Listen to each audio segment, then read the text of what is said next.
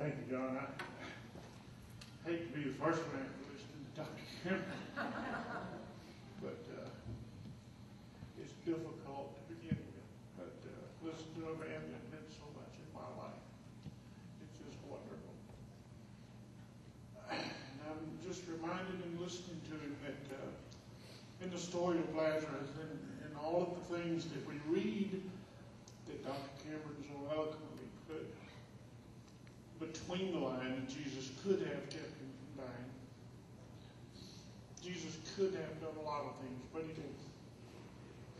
And there are so many times in my life where, Tim Stockman and I, a lot of you know Tim, we're best friends for a long time.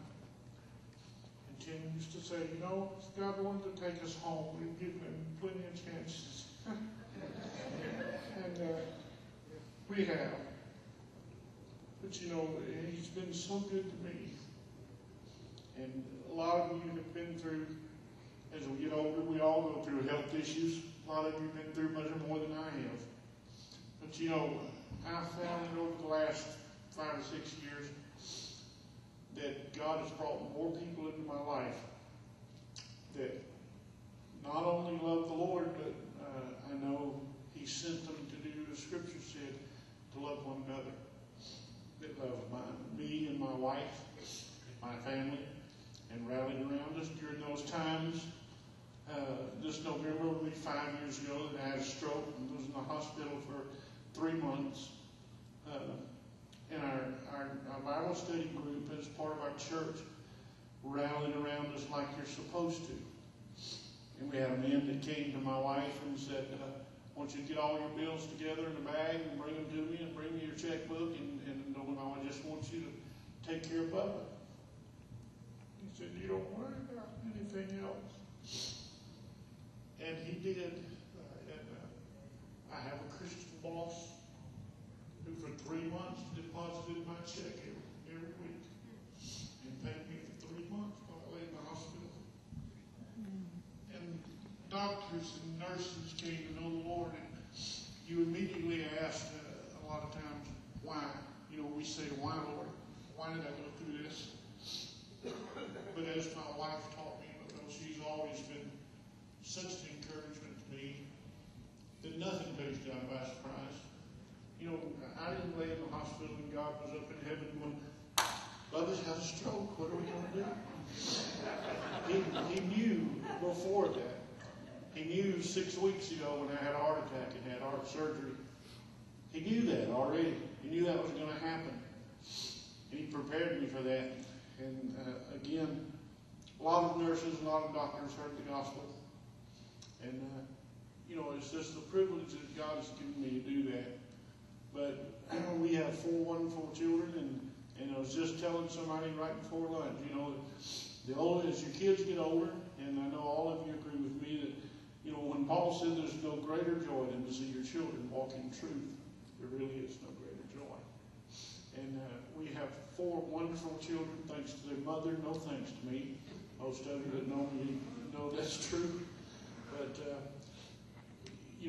God's been so good to us, and it's been so good to be here for these 2 days so far. I look forward to the next 2 days to rekindle some friendships and see what God's done in your life and to hear some of the people who are most instrumental in teaching all of us the things that we needed to continue a walk with the Lord. It didn't end when we left Florida Bible College. I hope it didn't end for you. It just gave us the basics. It laid the foundation for us to build a life that is honoring to the Lord. And I'm thankful for men like Dr. Cameron, Dr. Seymour, Lee Stanford, Mel Starbanell, and all the people that were that instrumental in my life as I was a young man.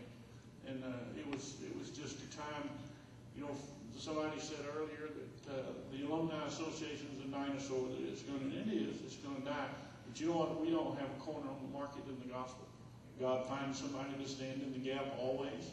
He finds somebody, if he comes to me and says, God wants me to do it and I refuse, he said, okay. Moses refused. God, Moses didn't enter the promised land because of a lot of things Moses refused to do.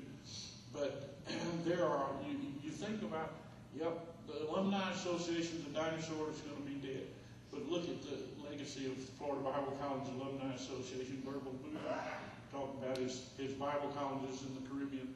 Daniel Sierra and his ministry in South America and all over. Freddie Cole's ministry is an outgrowth of the Youth Ranch ministry. Greg Steer's ministry in Dare to Care. My own daughter's involvement in casting crowns and singing to and witnessing to 1 million people last year. And the influence that came from the group that's here and the group that we went to school with will live a lot longer than this association will. So, when Scripture says we should train up our children the way they would go, and they're not, when they're old, depart from it, we've done that. Because of that, there is no greater joy. And Dr. Cameron quoted in 2 Timothy 2 that we're to train people to give out the gospel. We're to tell them the gospel and train them to do the same thing. And you all have done that. And there are people out there because of that have been trained and been brought up in the proper way through your ministries to give the gospel out clear. And as just a word of encouragement, God won't let that die. As it doesn't matter about this Alumni Association, I'm grateful for it and glad that we're doing it. But the gospel will live on forever after we're all long gone. Thank you.